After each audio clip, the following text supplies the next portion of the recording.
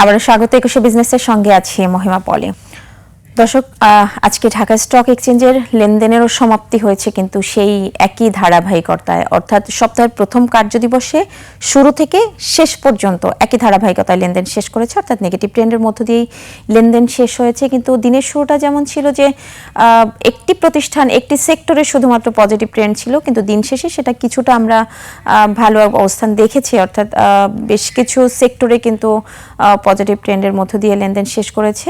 এবং দিনের শেষ ভাগে এসে আমরা বাজারে লেনদেনের গতিও একটু ভালোই দেখেছি। দিনের শুরুটা যেমন ছিল তার থেকে একটু ভালো ছিল, যদিও বেশ সবগুলো সূচকের নেগেটিভ ট্রেন্ডের মধ্য দিয়ে লেনদেনের সমাপ্তি হয়েছে। আমরা যদি একটু দেখি যে দিন শেষে আসলে সূচকের কি অবস্থান রয়েছে সেটা একটু দেখে নিব। আপনারা দেখছেন যে দিন শেষে ডিএসইর প্রধান সূচকটি কমেছে 44 পয়েন্টের মতো, 5272 পয়েন্টের সূচকের অবস্থান রয়েছে। এবং যেটা আমি বলছিলাম কিছুক্ষণ আগেই, বেশিরভাগ প্রতিষ্ঠানেরই কিন্তু শেয়ারের দর হারিয়ে লেনদেন শেষ করেছে। আমরা যদি একটু দেখে নিই যে কয়টি প্রতিষ্ঠানের শেয়ারের দর হারিয়ে লেনদেন শেষ করেছে সেটা একটু দেখে নিব। 241টি প্রতিষ্ঠানের শেয়ারের দর হারিয়েছে, সেখানে দর বেড়েছে 119টি এবং অপরিবর্তিত প্রতিষ্ঠানের সংখ্যা দেখছেন 34টি। এবং টার্নওভারের পরিমাণও যদি একটু দেখে নিই যে সারাদিন জুড়ে লেনদেনের পরিমাণ কেমন ছিল, 646 কোটি টাকা লেনদেনের মধ্য দিয়ে আজকে লেনদেনের সমাপ্তি হয়েছে ঢাকা স্টক এক্সচেঞ্জে। অর্থাৎ সপ্তাহের প্রথম কার্যদিবসের লেনদেনের চিত্র আপনারা দেখছিলেন। আমরা যদি একটু সেক্টরাইজ লেনদেনের কথা বলি, যে দিন শেষে ceramic, IT, mutual fund, service sector, paper and printing sector এবং টেনারি সেক্টরে, এই সেক্টরগুলোতে কিছুটা পজিটিভ ছিল। এবং সবচেয়ে বেশি টার্নওভার ছাড়িয়েছে যে সেক্টরগুলোতে, তাদের মধ্যে প্রথম 3টি সেক্টর অবস্থান একটু আমি জানিয়ে দিচ্ছি। ফার্মাসিউটিক্যাল সেক্টর 109 কোটি টাকা লেনদেন করেছে, যা মোট লেনদেনের 17.77%। পরবর্তীতে ইঞ্জিনিয়ারিং সেক্টর এবং ব্যাংকিং সেক্টর রয়েছে এই তালিকায়। দর্শক, পুঁজিবাজার নিয়ে আরো বিস্তারিত জানতে এখন আমরা কথা বলবো ঢাকা স্টক এক্সচেঞ্জের সাবেক চিফ রেগুলেটরি অফিসার খায়রুল বাশারের সঙ্গে। ওয়ালাইকুম আসসালাম, আপনাকে স্বাগত আমাদের আজকের অনুষ্ঠানে। অবশ্যই, থ্যাংক ইউ। জি, এই যে মার্চ মাস, এটা দিয়ে একটু শুরু করতে চাচ্ছিলাম যে এই মাসের ট্রেডিংটা কেমন দেখেছেন, বাজারের কি অবস্থা ছিল? যদিও আমরা বড় একটা বন্ধ পেয়েছি, ঈদের ছুটি এবং সবকিছু মিলে বেশ অনেক দিনই কিন্তু বন্ধ ছিল, তারপরে পুরো মাসের বাজারের চিত্রটা সম্পর্কে একটু জানবো। অবশ্যই, আপনি দেখবেন যে আমাদের নরমালি 22টা দিন ট্রেড হয়। নরমাল যদি ছুটি না থাকে, আমাদের হয়েছিল মাত্র 14 দিন হয়েছে ট্রেড। তো 14 দিন খুবই কম। প্লাস আমাদের যেহেতু ঈদ সংক্রান্ত, রোজা সংক্রান্ত বেশ মানুষের এক্সপেকটেশন ডিফারেন্ট থাকে, সেখান থেকে বাজারে মার্চেই প্রথমে কিন্তু বাজার খুব ভালোভাবে মুভ করেছিল এবং বেশ শার্প র্যালি হয়েছিল। তারপরে আমরা 8 বা 9 তারিখের পর থেকে আমরা যেহেতু ঈদ চলে আসছে, ওই সময় থেকে বাজার কিন্তু আবার একটা সব কারেকশন দেখেছি। এবং এখানে রিটেল পার্টিসিপেশন ছিল মোস্টলি, কারণ এখানে এই মানুষের এই ইনভেস্টমেন্ট টাকাটা এই সময় রোজা কিনতে একটা খরচ হয়, সেই জন্য 8 তারিখের পরের থেকে একটা শার্প একটা সেল প্রেশার ছিল। এরপরে আপনি আর সেটাকে আর মুভমেন্টে যেতে পারে নাই, কারণ এরপরে আমাদের লম্বা ছুটি শুরু হয়ে যায়। কিন্তু সেই ক্ষেত্রে আমাদের একটা যে আমাদের ইনস্টিটিউশনাল ইনভেস্টর চায়, তারাও কিন্তু সাইডলাইনে ছিল এবং সেটা আমাদের কিছুটা মাসের শেষের দিকে ইনভেস্টমেন্টের গ্রোথটাকে উঠাই নিতে পারে নাই প্রথম দিক যেটা ছিল। এবং সেক্ষেত্রে আমাদের কনফিডেন্স লেভেলটা কিছুটা ঘাটতি হলেও আমরা আশা করছি, যেহেতু এই লম্বা ছুটি চলে গেল এবং আমাদের সামনে একটা ছুটি একটা আছে, তাছাড়া এমন কোনো বড় ছুটি নাই। এবং জানি আপনি এপ্রিলে আমাদের ব্যাংকের দিকে একটা র্যালি হওয়ার চান্স আছে, কারণ এখানে ডিভিডেন্ড আসছে, ব্যাংকের বড় সেক্টর, সেখানে আমাদের বিগ ক্যাপিটাল গুলো ভালো ডিভিডেন্ড আশা করতে পারে। তখন আমরা আপনি যেটা বললেন যে ট্রেড যেটা নেগেটিভ হয়েছে আজকে, সেটা একটা আমি বলবো একটা কারেকশন, এটা প্যানিক না, এটা সাধারণ বাজারে যারা প্রথম দিকে যারা এই ছুটির আগে যে সমস্ত ইনভেস্টমেন্ট ছিল সেখান থেকে কিছুটা কুইক প্রফিট হয়েছে। আমি মনে হয় এটা কুইক আবার একটা রিটার্ন আবার আসবে।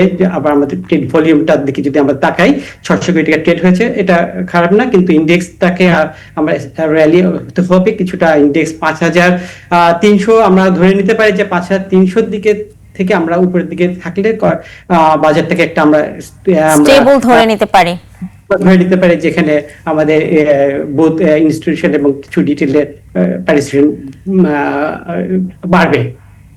কিন্তু একটা কথা কিন্তু এখানে বলতেই হয় যে যেখানে সারা বিশ্বের অর্থনীতি টালমাটাল, তারপরে সারা বিশ্বে আপনার এটা এই যে স্টক মার্কেট যেটা যুক্তরাষ্ট্রের ডাও জোন্স কমেছে, এই সূচকটিও কমেছে, তারপর বোম্বের সেন্সেক্স ইন্ডেক্স দিয়েও সেটাও কিন্তু 80,000 79,000 থেকে এখন 76,000 চলে এসেছে। তো সেখানে আমাদের এই যে ডিএসসির প্রধান সূচকটি সেই তুলনায় কিন্তু ভালো একটা স্টেবল আছে, যেটা আপনিও বলছিলেন কিছুক্ষণ আগে।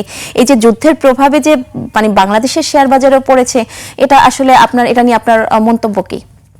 আমার মন্তব্য আসলে আমাদের মার্কেটটা খুব শ্যালো, মানে ডেপথ নেই বাজারে, এটাই হলো মূল সমস্যা। যদি আমাদের মার্কেট প্রেসিডেন্ট ডেপথটা থাকতো তাহলে কিন্তু ভলিটিলিটিটা কিন্তু আর একটু হতো, কিন্তু সেক্ষেত্রে আমাদের মার্কেট ডেপথ না থাকে ভলিটিলিটি কিন্তু অত বেশি হয় না এখানে। ইন্ডেক্স কিন্তু আপনি দেখবেন যে 5,000 এখন 200 দেখছেন, 250 বা 280 হবে, আবার ট্রেডটা কিন্তু আবার বেড়ে যাবে। এইখানে যে কারেকশন হয়ে আসছে গত 4-5 বছর 21 সালের পরের থেকে, যেটা সেই কারেকশন কিন্তু অলরেডি ডান। আমাদের কিন্তু ওই সময় কিন্তু বাইরের মার্কেট কিন্তু অনেক ভালো ছিল, খেয়াল করেন। এই সময় কিন্তু আমাদের মার্কেটটা কিন্তু পারফর্ম করা নেই, যেহেতু মার্কেটটা ওই বাইরের ন্যাসড্যাক বা S&P মার্কেটগুলো আপনি যদি দেখেন হিস্টোরিক্যালি তারা হাই পিকে ছিল, এই জন্য এখানে বড় কারেকশন হচ্ছে। আর ওটা তো ব্রড মার্কেট এবং ওয়ার্ল্ড পার্টিসিপেন্ট থাকে, সেখানে ভলাটিলিটি থাকে এবং সাথে সাথে রিকভারি হয়। কিন্তু আমাদের তো সেই জায়গাটা আমরা নাই, বাংলাদেশ মার্কেট ছোট মার্কেট, প্রোডাক্ট ডাইভার্সিফিকেশন নাই, আমার ফরেন ইনভেস্টমেন্ট ধীরে ধীরে কমে আসছে এবং রিটেল ড্রিভেন, এবং আমার ইনস্টিটিউশন ইনভেস্টররা সাইডলাইন হয়ে আছে। এই জন্য ভলাটিলিটি কিন্তু আমি দেখতে পাচ্ছি যে সেইভাবে সব যুদ্ধকেন্দ্রিক যেগুলো হয় সেগুলো কিন্তু আমরা দেখতে পাই। দিস ইজ এ পজিটিভ থেকে। এবং ব্লু চিপ শেয়ার যদি দেখেন, দেখে এগুলো কিন্তু এখনো বেশ ভালো ডিসকাউন্টে আছে, কিন্তু আপনি লং টার্ম ইনভেস্টমেন্টের জন্য কিন্তু খুব একটা লুক্রেটিভ জায়গায় আছে। আমি বাজারে যে যেটা কারেকশন বলবো না, এটা বলে প্রফিট টেকিং প্লাস আমাদের যেটা আমাদের স্মার্ট মানি যারা ঢুকেছিল, যারা 8 থেকে পড়তে তারা বের হয়েছে, আশা করি এগুলো ঢুকলে আবার বাজারটা তার স্বাভাবিক রিদমে আসবে। আমি যদি আপনার কথাটা একটু তুলে ধরি, যে আপনি যেটা বলছিলেন যে আমাদের এই বাজারে আসলে ল্যাক অফ ডেপথনেস রয়েছে, মানে ডেপথের অভাব রয়েছে, তো এইটার জন্য ডেপথ বাড়ানোর জন্য আসলে কোন কোন সাইটগুলোকে আমাদেরকে নজর দেওয়া উচিত? আচ্ছা, ডেপথ তো আসে আসলে বাজারের প্রোডাক্ট নিয়ে। প্রথম হলো প্রোডাক্ট, আমাদের ইকুইটি বিহেভিয়ার মার্কেট, আমাদের কোনো ইটিএফ নাই, আমাদের কোনো রিস্ক ম্যানেজমেন্টে কোনো টুলস ডেরিভেটিভস প্রোডাক্ট নাই, আমাদের সেন্ট্রাল ক্লিয়ারিং সিস্টেম নাই। যেগুলো আমি বললাম, এগুলো আমাদের একটা ফান্ডামেন্টালি ওয়ার অ্যাবসেন্ট, যেগুলো একটা ম্যাচুরিটি মার্কেট সবগুলোই থাকে। আমরা দীর্ঘদিন ধরে চেষ্টা করে যাচ্ছি এডিবি কেন্দ্রিক আমাদের যে ক্যাপিটাল মার্কেট ডেভেলপমেন্ট কাজ চলছে। আমাদের মিউচুয়াল ফান্ড উঠেছিল, কিন্তু মিউচুয়াল ফান্ড স্ট্রাকচারে এতটাই মানে ক্ষতিগ্রস্ত হয়ে আছে, সেই মিউচুয়াল ফান্ডের প্রাইসগুলো নিয়ে হেভিলি ডিসকাউন্টেড হয়ে আছে। তো আমাদের পেনশন ফান্ড নাই, আমাদের ইন্স্যুরেন্স ফান্ড নাই, আমাদের ক্লিয়ারিং সিস্টেমটা ভালো না, আমাদের বন্ডগুলো থেকে আমাদের কিভাবে ট্রেড করবে সেটা আমাদের মানুষ জানে না, ডিভিডেন্ড ইল্ড বুঝতে পারে না আমাদের ইনভেস্টররা। অল্প বুঝলে কিন্তু যারা ম্যাস পিপল তাদের পক্ষে আন্ডারস্ট্যান্ড। সো কতগুলো জিনিস দেখেন আমাদের বাজারে অ্যাবসেন্ট।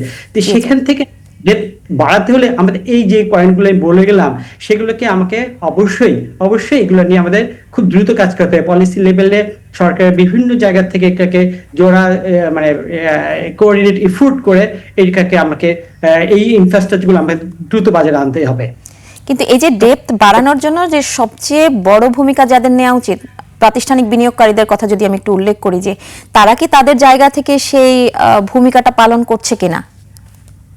এখন প্রাতিষ্ঠানিক বিনিয়োগকারী বলতে আমরা কি বুঝাই? এখানে আমরা বুঝি যে broker, dealer, merchant bankers, mutual fund, আমরা যেটা অ্যাক্টিভ কাজ। আর তার পাশে যেগুলো আমরা দেখতে পাই, পেনশন ফান্ড, হ্যাঁ, ইন্স্যুরেন্স ফান্ড, এইগুলো কিন্তু আমাদের পুরোপুরি অ্যাবসেন্ট হয়ে আছে। তারা ইকুইটি মার্কেটকে হাইলি রিস্কি মনে করে তারা সাইডে রয়েছে। সরকারের যে বড় একটা পেনশন প্রোগ্রাম চলছে, সেই ফান্ডটাও কিন্তু আমাদের এখানে আসার কোনো প্ল্যান প্রোগ্রাম নাই। সেজন্য আমাদের NBR, Bangladesh bank, security exchange commission, তারা একত্র হয়ে কিভাবে এই সমস্ত ফান্ডকে বাজারে মুখী করা যায়, ক্যাপিটাল মার্কেট সেন্ট্রিক ইনভেস্টমেন্ট একটা এনভায়রনমেন্ট তৈরি করা যায়। এবং আমাদের যেটা আবার বললাম যে আমাদের সেন্ট্রাল ক্লিয়ারিং সিস্টেম নাই, আমাদের পার্শ্ববর্তী সব দেশে কিন্তু এগুলা অ্যাক্টিভলি কাজ করছে। তো আমরা তো এইগুলো ছাড়া কি আমরা কিভাবে how will fill that market will be একটা ডেপ বাড়বে ফর ইনভেস্টমেন্ট বা ইনস্টিটিউশনাল। আপনি ব্যাংক কেন্দ্রিক যারা ইনভেস্টমেন্ট করে, ব্যাংকেরও তো একটা এক্সপোজার আছে যে ক্যাপিটাল মার্কেট নেয়, তারা কিন্তু এইগুলো জিনিসই কিন্তু দেখে, যার জন্য পুরো তারাও কিন্তু সাইড লাইনে চলে আছে। ইনস্টিটিউশন ইনভেস্টরকে বাড়াতে হলে ইনস্টিটিউশন ইনভেস্টরদেরকে আপনি কনফিডেন্স লেভেল, পলিসি কনসিস্টেন্সি এবং মার্কেটে ইস্যু আরো বাড়াতে হবে। কিন্তু মার্কেটে যে আমাদের ইস্যুই নাই, আপনি ক্যাপিটালমেন্ট সেন্ট্রিক যে আমাদের দেশের অর্থনৈতিক উন্নয়ন হবে, সেই জিনিসটার উপরে আমাদের কোনো সেই কোঅর্ডিনেট এফোর্টটা কিন্তু অ্যাবসেন্ট হয়ে আছে। এই জন্যই ইনস্টিটিউশনাল ইনভেস্টররা অ্যাবসেন্ট হয়ে আছে। এগুলোকে আমরা কিন্তু সবাই জানি কি করতে হবে, কিন্তু আমাদের কাজটা কিন্তু করানোর জন্য এখন লোক দরকার, আমাদের সেই কর্মক্ষমতা বাড়াতে হবে সবখান থেকে। জি, আমি আরেকটা প্রসঙ্গ দিয়ে একটু শেষ করতে চাচ্ছি যে এই যে সামনে ডিভিডেন্ড মৌসুম, তো সেই জায়গাতে আসলে এই যে যেটা বলছিলাম যে এই বাজারের ডেপথনেস বাড়াতে এই ডিভিডেন্ডটার ডেকোরামটা কেমন হওয়া উচিত, বা কি পরিমাণ ডিভিডেন্ড দিলে সেই ডেপথনেসটার উপরে একটা পজিটিভ একটা প্রভাব ফেলবে বলে মনে করছেন আপনি?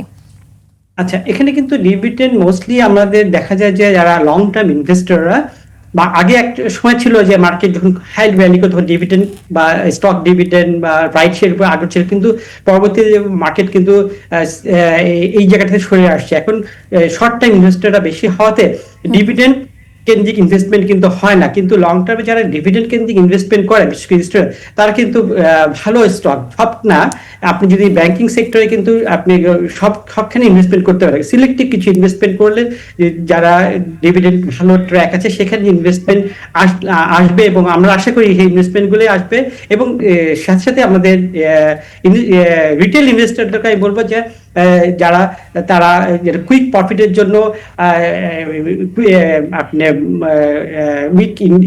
কোম্পানিতে ইনভেস্টমেন্ট করে তাদের ক্ষতিটা না করে, বরঞ্চ ধীরে সুস্থে তাদের রিস্ক ম্যানেজমেন্ট করে ভালো সেক্টরে ভালো স্টকে ইনভেস্টমেন্ট করে ডিভিডেন্ড কেন্দ্রিক ইনভেস্টমেন্ট করলে কিন্তু তার লং টার্মে তার পুঁজি ফিরে আসবে। এই ধরনের ইনভেস্টমেন্টের আমি আশা করি, এবং সামনে এপ্রিলে এই আশাটাই আমি করছি।